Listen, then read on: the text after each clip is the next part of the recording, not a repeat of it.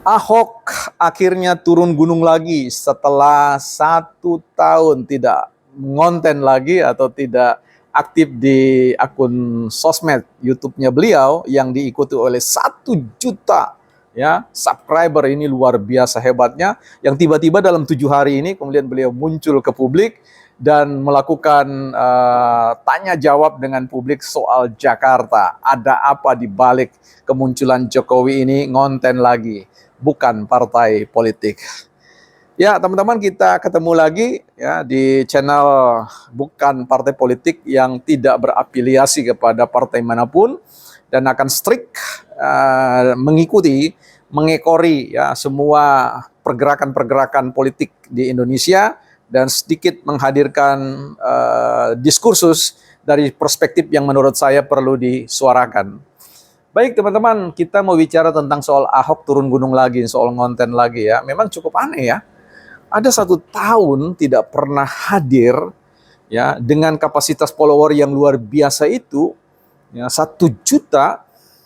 Yang menjadi suatu pertanyaan buat saya adalah mengapa beliau dalam event Pilpres itu tidak hadir dengan YouTube beliau, tetapi kemudian dalam 7 hari ini, seminggu ini beliau mulai mengaktifkan diri. Apakah ini suatu perintah partai, perintah ketum, perintah anak ranting atau DPD atau apa, kita tidak tahu ya. Tapi yang jelas bahwa kehadiran sosok Ahok ini tentu akan membawa tanda tanya besar bagi publik untuk mengatakan apakah ini merupakan satu desain, by design untuk yang disebut dengan uji publik ya, untuk menguji apakah betul bahwa beliau ini masih punya follower ya, masih punya konstituen yang siap untuk membackup ya, karena mungkin ini merupakan sebuah penugasan partai, karena sekali lagi ya elit-elit PDIP itu kan semuanya petugas partai ya, sehingga kalau ada perintah mereka akan melaksanakan. Nah, sekalipun ini menjadi sebuah tanda tanya tentang kemana nanti, apakah Ahok ini akan didaulat maju sebagai kepala daerah di DKI Jakarta, atau kemudian di Sumut yang kemudian harus berhadap-hadapan dengan Bobi Nasution yang dipandang ingin memutus mata rantai ya dinasti keluarga Jokowi ya. Nah, yang menjadi suatu pertanyaan bagi kita, apakah bargaining position Partai Demokrasi Indonesia Perjuangan atau khususnya Ahok ini masih punya nilai bargaining position yang tinggi ya, apalagi setelah pasca penurunan foto dari Jokowi yang di Presiden Republik Indonesia maksud saya, yang dilakukan secara kolektif dan tidak mendapatkan teguran oleh pengurus pusat. Nah, ini menjadi sesuatu yang menurut saya hal yang menarik untuk diikuti. Apakah PDIP ini yang masih sangat percaya diri oleh karena kemenangan hat-trick di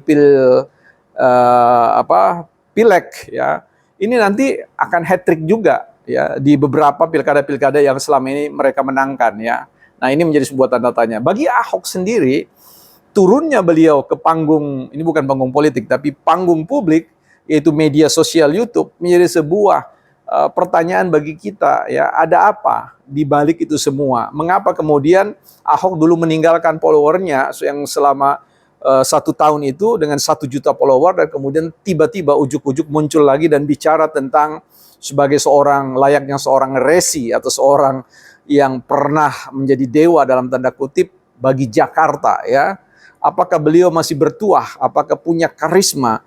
Masih punya karisma untuk kemudian membuat publik percaya kepada beliau, sekalipun ya publik tahu bagaimana blunder yang dilakukan oleh Ahok ketika menyebut Jokowi tidak memiliki prestasi apa-apa ya, seperti itu. Nah, ini yang menjadi sebuah tanda tanya yang harus dijawab. Kelihatannya saya masih tetap pada satu forecasting atau peramalan bahwa Ahok ini adalah tetap masih kartu mati ya. Kecuali yang kemarin saya sampaikan, dihembuskan tiupan napas baru oleh Prabowo dan juga oleh Jokowi, itu akan, saya kira kartu matinya akan terbalik lagi menjadi kartu hidup. Tapi sepanjang restu Jokowi dan restu Prabowo itu tidak ada, maka apapun yang dilakukan oleh Ahok dengan seluruh ya strategi-strategi yang dihadirkan oleh Partai Demokrasi Indonesia Perjuangan, saya kira itu sangat sulit ya, sangat sulit bagi Ahok atau PDIP, karena sekali lagi para pendukung-pendukung setia Ahok yang dulu itu adalah para pendukung setia Jokowi, sehingga ada keterbelahan, divided ya, follower ya, konstituen di situ.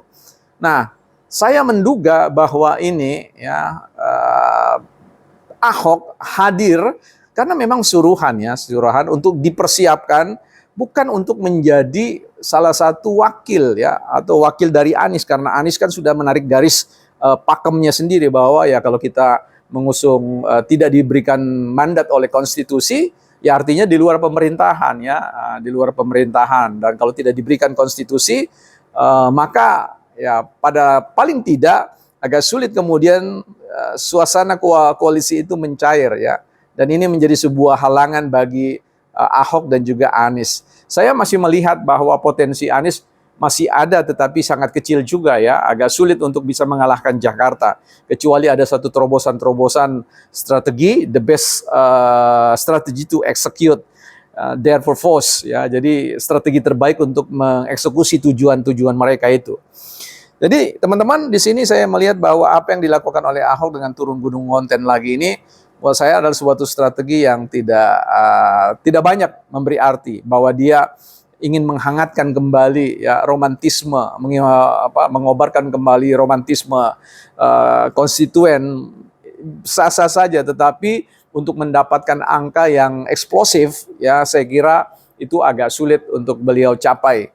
PDIP sekali lagi dengan beberapa pendekatan-pendekatan strategi politik yang menurut kita blunder habis, sehingga kemudian ditinggal oleh kader-kader terbaik ya, beberapa kader-kader terbaik termasuk Jokowi, Gibran, ya, Arief Budiman, dan tentu Bang Ara di situ.